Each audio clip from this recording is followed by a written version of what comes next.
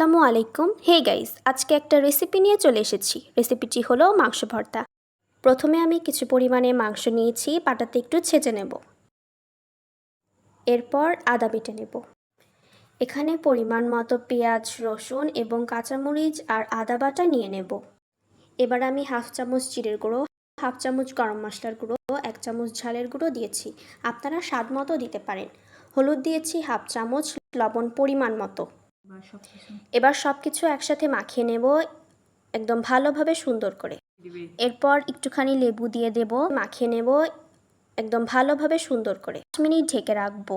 চুলায় কড়াই গরম করে সরিষার তেল দিয়ে দিব।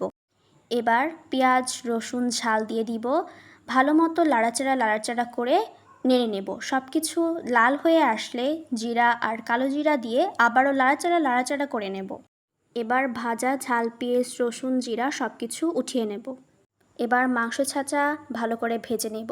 এরপর মাংস ভালো করে লাল হয়ে আসলে ভেজে রাখা পেঁয়াজ, রসুন, ঝাল, কালো জিরা, আস্ত জিরা দিয়ে দিব।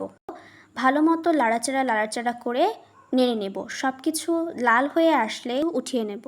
এরপর ব্লেন্ডারে দিয়ে ভালো মতো বেটে নেব একদম চকামকা করে। এরপর ব্লেন্ডার করা মাংস ভালো মতো করে পাটায় নিয়ে সরিষার তেল দিয়ে আবার মাখিয়ে নেব। রান্নাটা যদি ভালো লাগে তাহলে সবাই লাইক, সাবস্ক্রাইব করে দিবা।